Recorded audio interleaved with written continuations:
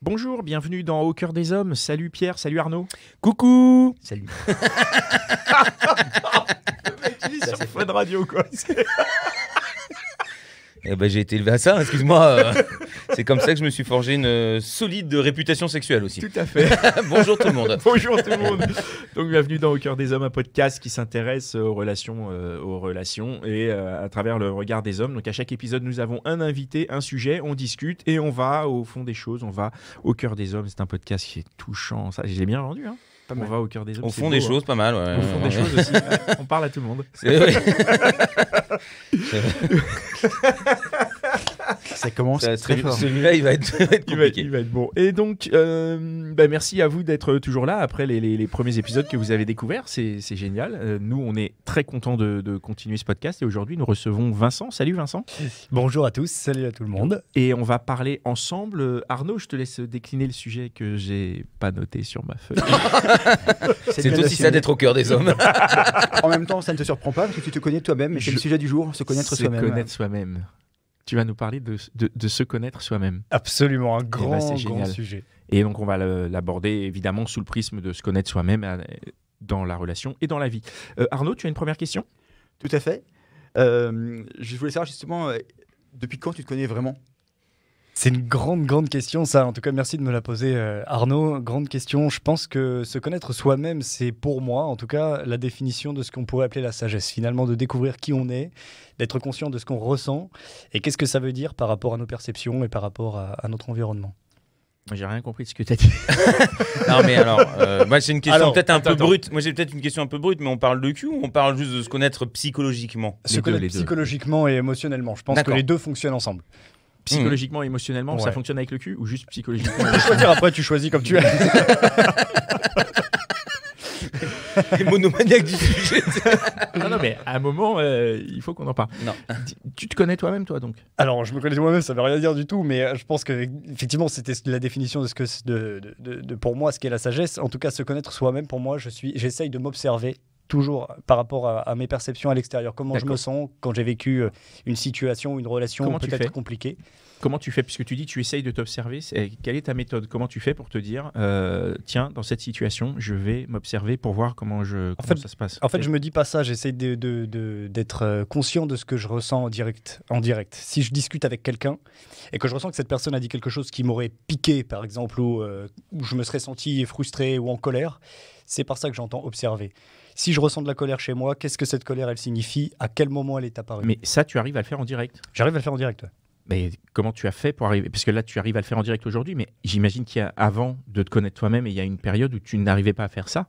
Ouais, en fait, Comment je quel pense chemin que as-tu pu parcourir ? un certain travail des choses qui se sont passées dans ma vie, et puis petit à petit, un travail de psychothérapie essentiellement. Et après, je me suis dirigé vers la psychologie et le coaching en général, coaching en développement personnel. Donc il y a du coaching en développement personnel et du coaching, de la psychothérapie, c'est-à-dire que tu as décidé d'aller voir un psy ou comment ? Moi, j'ai décidé d'aller voir un psy très jeune, en fait. Très jeune, c'est quelque chose qui m'est arrivé vraiment très très tôt, face à des situations qui me paraissaient un petit peu compliquées à gérer, même en tant qu'enfant. Et petit à petit, en travaillant sur l'analyse, en discutant pourquoi, des grandes questions que j'avais. Et puis arrivé à 25, 26 ans, j'ai obtenu un master en développement personnel, en coaching en développement personnel. D'accord. Donc tu avais déjà une démarche de questionnement qui est en toi depuis assez longtemps. En tout cas, de développement personnel importante, ouais. D'accord. Et en quoi se connaître soi-même, ça t'aide dans tes relations justement au quotidien ? Me connaître moi-même, déjà, je pense de choisir mes relations, c'est quelque chose aussi. Si par exemple, il y a un exemple que j'aime beaucoup, souvent quand on vit des relations amoureuses et on dit je comprends pas, je tombe toujours sur ce même type de meuf ou ce même type de mec et c'est toujours pareil et c'est toujours de la même manière. J'aime me poser la question en tout cas que peut-être que c'est quelque chose en moi qui attire ce genre de choses. Et pourquoi est-ce que je suis attiré toujours par tel type de personne ou tel type de personne ? Et j'en arrive régulièrement à une conclusion en tout cas similaire, si c'est pas la même. Donc tu fais du victim blaming en fait. En gros, c'est un peu de la faute de la personne qui attire. Je troll volontairement, hein, mais... Ouais. Je cherche à le piquer en fait pour voir Non, comment non, il mais réagit. je troll parce qu'il y a des Non. mots qui sont machins, mais en vrai, il y a une seule réalité et qu'on ne juge pas. C'est-à-dire qu'on a... Absolument. Voilà. Je pense que C'est ouais, ça que non, je il n'y a aucun jugement. Dans le victim blaming, si on peut le dire comme Voilà. ça, ouais, je sais pas. Mais en tout cas, c'est pas du tout jugeur de ma part et c'est pas le stéréotype un peu du coach de bouge-toi, c'est à cause de toi tout ce qui t'arrive. C'est pas du tout ça. Je pense que c'est vraiment être conscient que, on ressent ces émotions. J'aime cette phrase, cet adage qui dit les émotions sont le langage de l'âme et elles ne mentent jamais. Et quand on est attentif à ça, je pense que ce sont des indicateurs qui, petit à petit, nous amènent vers plus de conscience, en tout cas, et plus de choses. Quelle est ta situation actuellement? Tu es célibataire? Tu es en couple? Non, je suis en couple depuis 6 ans et demi. D'accord. Et comment s'est passée cette mise en couple? Comment le fait de te connaître, du coup, tu as attiré la bonne personne? Comment ça Je s'est fait? sais Est-ce pas. que ça s'est intermêlé, tout ce que tu as découvert, tout ce que tu appliques, et ça t'a apporté dans ta relation? Ouais, alors j'avais vécu une relation compliquée 4 ans avant. Je suis resté célibataire pendant 3 ans et demi. J'ai senti que j'avais besoin dans mon parcours, en tout cas, j'avais besoin de prendre un petit peu du large sur des émotions difficiles que j'avais vécues. Et petit à petit, en avançant, par hasard, en fait, par hasard, j'aime bien cette phrase, mais j'ai jamais de hasard pour moi, mais j'ai rencontré quelqu'un avec qui je me suis senti aligné Pourquoi pas par hasard? Parce que quoi, tu l'as suivi, tu l'as... Ouais, je l'ai cherché partout, j'ai checké partout. Tais-toi, je suis en train de me frotter les mains. On a stalké partout. Non, par hasard, une amie d'une amie, et puis petit à petit, on a discuté, et il s'est avéré qu'on avait beaucoup de points communs, on avait une sensibilité commune aussi sur différentes choses qui nous réunissaient, quoi. On avait des domaines en commun, on aime tous les deux la musique, on aime le cinéma. Enfin, Quand tu l'as rencontré, tu étais à quelle étape de ton travail sur le coaching, le développement personnel, sur le travail sur toi? Moi, je parle vraiment... Ouais. Je pense que je me sentais prêt, en fait. Je me sentais prêt à réattaquer une relation sérieuse. C'est quelque chose que je sentais au fond de moi. Je me sentais... comment dire? J'étais plus réticent à entamer une relation. Jusqu'à avant, j'étais toujours réticent, j'avais toujours peur d'attaquer quelque chose de sérieux. Oui. Et là, c'était plus le cas. La peur m'habitait plus. D'accord. Mais se connaître soi-même, c'est quoi? C'est t'empêcher d'avoir certaines réactions? Te forcer à faire des choses? Non, Ou je c'est pense juste que accepter c'est accepté. Pour moi, c'est accepté. Parce que si tu te forces, je pense que c'est l'antithèse de ça. Si tu te forces pour dire je dois me connaître, alors je dois réagir de cette manière-là, je pense que c'est fausse route. Je crois que c'est accepter que, on a des émotions qui nous envahissent, qui sont toujours des sentiments qui sont autour de nous. Et en acceptant ces émotions-là, et surtout en essayant de les comprendre, qu'est-ce que ça signifie. Et c'est pour ça que souvent, il y a le biais du psychologue ou du coach qui peuvent aider, quoi. Ouais, mais ça peut changer. Ça peut changer, ça bien peut sûr. se changer. Donc au final, c'est un travail qui ne prend plus de ton naturel. Enfin, tu vois, à part si c'est évidemment un défaut qu'il faut corriger. Ouais, Je sais bien d'être célibataire, c'est tout ce que je comprends. Après, ça évolue, ouais, c'est quelque chose qui change. C'est pour ça aussi que des fois les relations s'arrêtent et d'autres relations recommencent. Et puis voilà, on évolue tous dans la vie tout le temps. Hein. J'ai pas compris, c'est pour ça que... C'est pour ça qu'il y a des relations qui s'arrêtent au bout d'un moment et c'est Oui. pour ça qu'il y a des relations qui durent. Je sais pas, si moi Parce qu'il y a demain du j'ai changé parce que j'ai vécu une expérience différente, j'en sais rien. Ouais. Professionnellement, je veux évoluer ou je tends à faire un nouveau métier et que dans ma relation, ma conjointe ne veut pas me suivre parce qu'elle a d'autres projets, là, il y a un changement de vie, et tout simplement. Et qu'est-ce que je choisis? Je choisis de partir accomplir mon nouveau métier, ou est-ce que je reste avec elle? C'est des choix importants. Ouais. Non. Oui, je vois, mais du coup, comment tu gères dans cette configuration, justement? Quelle est, comment tu fais dans ce cas-là quand tu te connais toi-même, parce que de toute façon, les choix sont toujours difficiles quand c'est des choix entre des choses auxquelles on tient des deux côtés. Donc et à ce moment, c'est là qu'on est en difficulté finalement, parce que quand on a un choix qui est facile à faire, c'est presque pas un choix. Ouais, c'est clair, je suis d'accord. Tu vois, là, et du coup, quand tu es dans une situation difficile, comment tu fais et comment ce que tu dis, donc le fait de se connaître soi-même, peut aider à faire un choix en pleine conscience, à faire le bon choix par rapport à soi, le bon choix par rapport à un ensemble, puisqu'on a eu un autre épisode dans lequel il y a un invité qui nous parlait d'une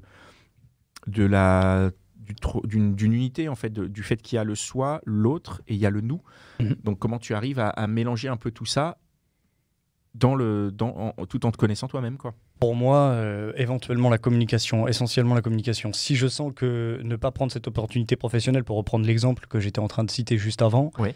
Il faut pas que je m'efface. Si je la prends pas et que je sens que je vais vraiment à l'encontre de moi-même, parce que ça pourrait m'apporter des belles choses et puis aller vers du renouveau, quelque chose que j'ai envie de réaliser, si de me dire je suis ma compagne et à côté de ça je me suis pas pris en compte et que je m'oublie à travers ce choix, là c'est problématique. Donc c'est d'en discuter. Est-ce qu'on peut trouver un compromis tous les deux. Est-ce qu'on peut essayer de mettre à plat les choses sur la table? Comment tu te sens par rapport à cette situation? Comprendre aussi ce qu'elle ressent. Peut-être que voilà, ça peut être compliqué aussi pour elle. Et comment on fait? Parce que c'est vrai qu'on parle de communication, on en a parlé, de toute façon on sait que la communication c'est la clé, mais la question c'est comment tu arrives à communiquer quand tu ne sais pas communiquer, quand tu n'as pas l'habitude de communiquer, quand tu as peur de communiquer, quel chemin on peut prendre pour arriver à des personnes qui ne sont pas à l'aise pour communiquer, pour qu'elles puissent s'alaiser avec ça, se devenir un peu à l'aise. J'ai inventé un mot. C'est joli comme mot, j'aime bien. S'alaiser, mais c'est bien. C'est les alaisements de la communication. Voilà. Je pense que c'est le fait déjà de parler pour soi. Souvent, on dit que la communication non violente, c'est aussi de dire nous ou alors pour moi. Enfin, ne pas dire nous, de dire pour moi, selon moi, c'est ça. Parce que j'aimerais bien définir ça aussi, la différence entre l'émotion et le sentiment. L'émotion, on dit que c'est quelque chose de spontané qui est très très court. Donc je peux vivre une situation qui me fait peur, et là c'est la peur, elle est spontanée. Maintenant après il y a le sentiment. Le sentiment c'est quelque chose qui est filtré par notre perception du monde. C'est-à-dire que, j'en sais rien, quelqu'un me double en voiture par exemple, et là je pète un câble et que ça reste, et je suis toujours dans ma colère et dans ma haine en disant j'en ai marre de ces connards qui me doublent en bagnole. Là je suis dans l'ordre du sentiment. La colère, généralement on dit qu'elle est positive parce qu'elle nous permet de nous positionner. Enfin, de nous positionner sur ce qu'on veut, sur ce qu'on ne veut pas. Si quelqu'un me manque de respect, il est tout à fait normal que je me mette en colère, que je lui dise écoute, là tu dépasses les limites, on est dans le manque de respect, je suis contre ça. Maintenant, voilà. Pourquoi je définissais ça? Parce que c'est ce qui me permet d'expliquer la communication non violente et d'expliquer ma perception du monde. Donc là, je suis vraiment dans le sentiment. Par exemple, de dire à ma compagne j'ai le sentiment que si je te suis, j'ai peur de m'oublier. Ça, c'est une chose qui est importante. Et là, je lui ai pas dit, écoute, je te suis pas parce que je vais m'oublier, quoi. Là, c'est juste, j'ai la sensation que je vais m'oublier si je te suis. J'ai cette peur-là. Donc, c'est à elle aussi d'essayer d'écouter pourquoi j'ai peur, qu'est-ce qui me fait peur à travers ça, pourquoi j'ai cette peur. Est-ce que s'oublier soi-même, c'est quelque chose qui est important pour moi? Et déjà, de s'en sentir écouté par ma conjointe, c'est quelque chose d'extrêmement important. Je pense que c'est quelque chose d'extrêmement important. En tout cas, elle l'a entendu, quoi. Voilà. Et je pense que la communication, elle commence par ça. Et après, elle va me parler de ce qu'elle ressent, elle. Et petit à petit, on va avancer. Et là, tu vas continuer à écouter ou tu vas te chercher une pizza? Moi, je vais prendre une pizza, les gars. Si vous servez les bières et les pizzas, c'est parti. Hein. Avoir conscience de soi, est-ce que c'est aussi connaître ses défauts, ses propres défauts? Est-ce que parfois ça peut être un frein d'avoir conscience de soi? Est-ce que ça peut être un frein? C'est une très bonne question. Est-ce que ça peut être un frein? À mon sens... Excellente question. En quoi ça peut être un frein? En fait, connaître ses propres limites, ses propres défauts, ça peut aussi parfois retenir un élan qu'on peut avoir spontanément, quoi. La spontanéité, tu peux dire je vais pas faire ça parce que je me connais, j'en suis pas capable. Je me connais, je vais aller trop loin, etc. Et du coup, est-ce qu'on se freine, Comment tu fais pour dépasser ça justement, pour quand on se connaît et qu'on sait qu'on a des limites et que on veut les faire sauter? Alors là, c'est un travail, pour moi, ça va être justement tout ce travail sur l'émotion et sur la croyance limitante qu'on peut rattacher à cette situation. Il faudrait un exemple concret sur ce type de choses. Allez, vas-y. Est-ce que, par exemple, dévoile-toi. Est-ce que t'arrives... C'est pour un copain à moi. Est-ce qu'il est déjà arrivé une fois que, je sais pas, t'as envie de quelque chose et tu sais que tu vas exagérer, tu vas être en colère trop fort, etc. Et tu vas pas aller sur ce terrain-là avec ta copine, justement, parce que tu as peur de tes propres réactions? Si j'ai peur de ma propre réaction, la première chose, c'est de lui dire j'ai peur de ma propre réaction. Je sais que si on va sur ce terrain-là, je vais jeter des trucs contre les murs et là, ça va être trop dur pour moi. Donc là, soit elle vient en disant si tu veux pas qu'on discute de ça, c'est pas la peine d'en parler. Et là, la communication est définitivement terminée. Sans le vécu. Non, pas spécialement. C'est un copain à toi aussi. C'est un copain à moi, en fait. Et là, en fait, c'est là où la capacité d'écouter. On dit que écouter, c'est beaucoup plus difficile que parler. Parce qu'écouter, ça demande aussi à prendre sur soi et à vraiment entendre le message de notre interlocuteur. Je crois que c'est très, très important. J'ai un autre exemple là qui me vient en tête qui n'est pas vraiment dans la relation amoureuse. Mais je travaille dans un environnement où je suis au contact de la clientèle. Et des fois, certains clients dépassent certaines limites du respect. Et là, si on reprenait cet exemple-là, ça m'est arrivé récemment, de me dire, OK, là, il a dépassé les limites, je peux surenchérir. Parce que je sais que si je vais trop loin, moi, il y a un moment donné, je ne vais plus penser professionnel, mais je vais rentrer carrément dans le conflit. Là, je pourrais me dire, je connais mes limites. Si là, je surenchéris à cet endroit-là, ça va partir en cacahuète. En quoi ouais, vas-y, c'est différent dans ce couple? Si, dans le couple, c'est pas pareil parce que dans le couple, je connais la personne et j'ai la capacité à prendre sur moi plus facilement et à me dire peut-être qu'elle pense les choses différemment. Dans le cadre du travail, c'est là où j'en suis en ce moment. Mais en tout cas, c'est plus délicat. Et là, je sais qu'effectivement, si j'ai cette limite, ça m'apporte à me poser la question pourquoi Vincent pourquoi tu surenchérirais alors qu'en soi, tu pourrais juste te calmer le jeu, quoi. C'est un travail de toute une vie, de toute façon, Bien d'apprendre à sûr. se connaître. Évidemment. Ça ne s'arrête jamais. Exactement. T'es obligé de sortir de ton prisme pour aussi l'observer, le comprendre. Exactement. Non, mais me regarde pas comme ça, Pascal, s'il te plaît. Je suis d'accord, effectivement. C'est parce que comme on évolue en plus en permanence, du coup, on doit continuer de se connaître, sachant qu'on a évolué. Enfin, moi, je suis pas le. Si, je suis un peu pareil qu'il y a quelques années.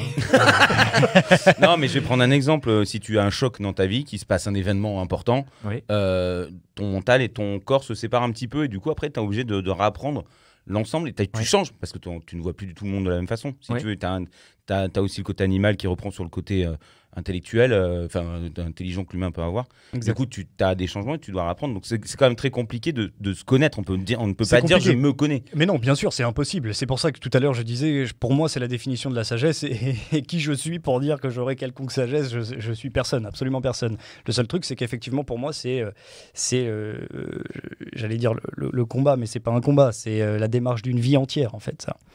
J'ai un autre exemple qui me vient là. Si en ce moment, je sais pas, vous vous sentez particulièrement nerveux et ça fait 1 mois que tout vous énerve, c'est peut-être qu'en ce moment, il y a quelque chose à écouter.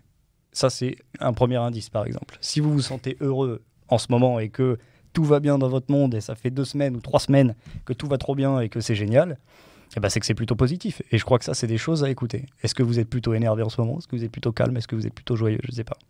Oh, moi, je suis nerveux parce que ça fait un petit moment que j'ai pas baisé. Mais enfin, je fais encore un appel d'ailleurs. C'est vrai que Très bien. c'est vrai que ça énerve.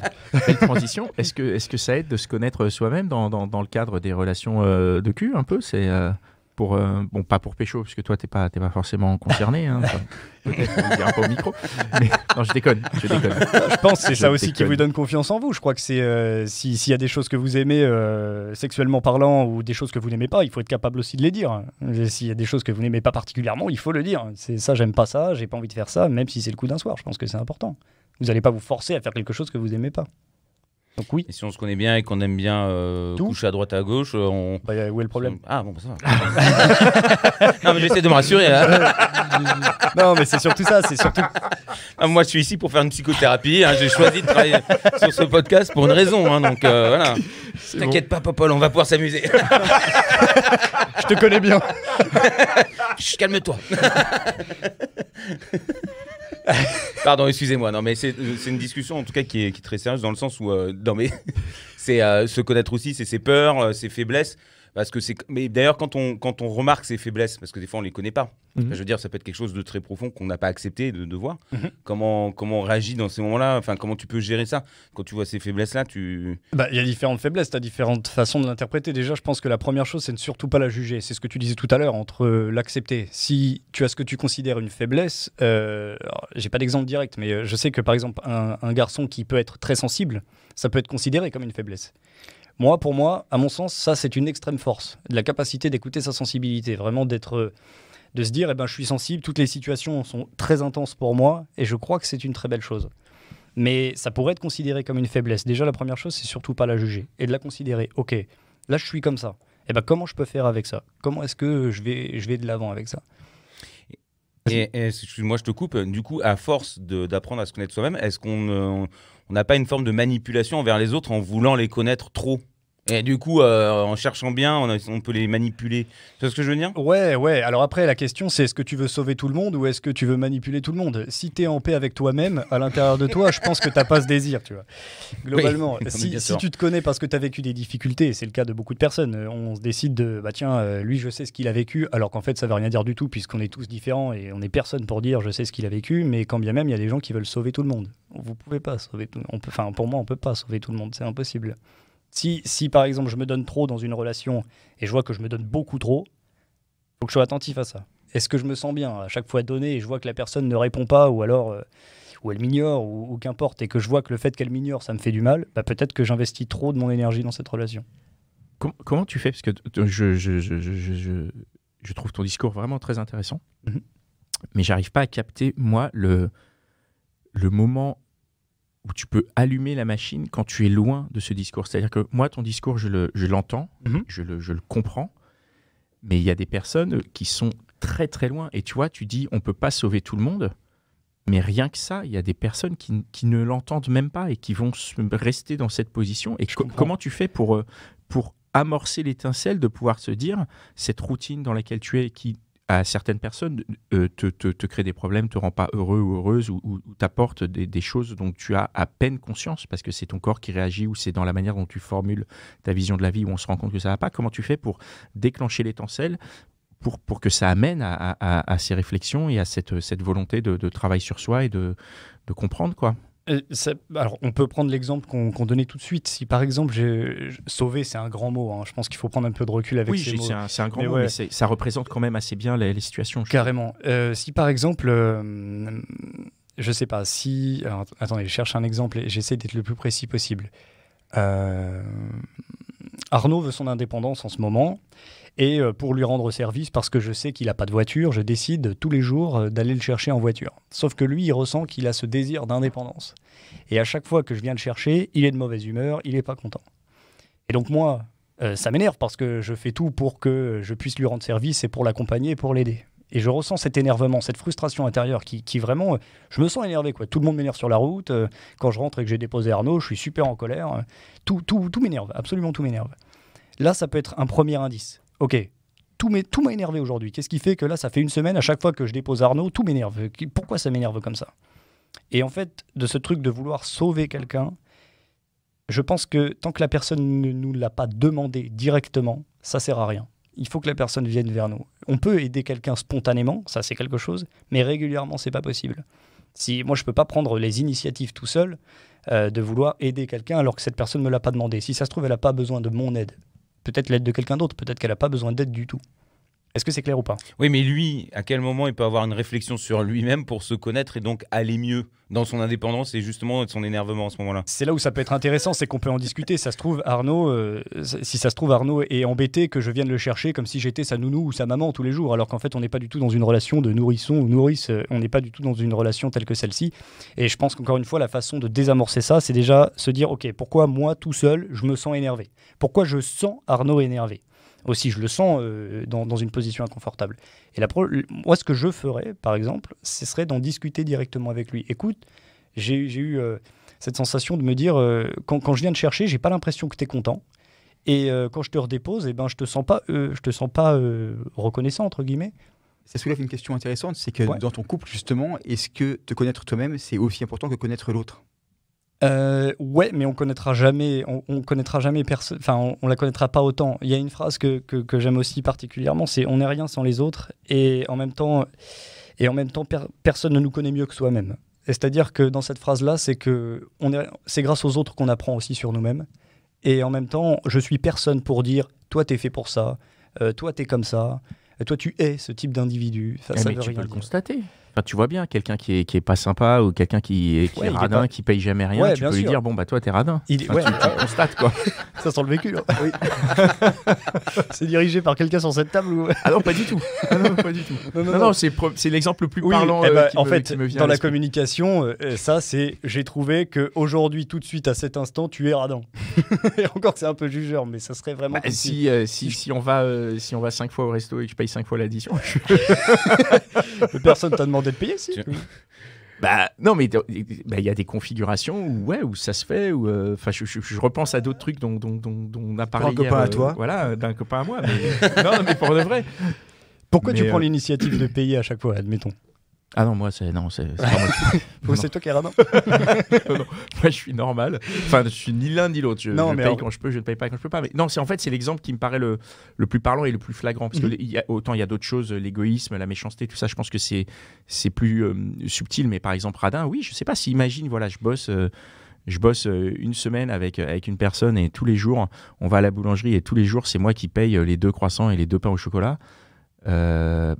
Il est radin, là, non? Toi, tu peux te dire, il est radin. C'est un sandwich, d'ailleurs. Pas du tout. Mais je peux aussi me dire, je suis trop généreux, c'est ça? Tu peux aussi te dire ça. Maintenant, si c'est toi qui paye tout le temps, imagine, enfin, je sais pas, moi, je suis dans ce cas-là, c'est moi qui paye tout le temps. Au bout d'un moment, je vais me dire, bon, là aujourd'hui, tu vois, j'ai payé. Enfin, si vraiment ça me dérange profondément, bon, je reviens dans cette communication et je lui dis, écoute, là, j'ai payé les 5 derniers jours. Il n'y a pas de jugement de ma part, mais là, j'ai pas les moyens ou là, je peux pas, D'accord. tu vois, par exemple.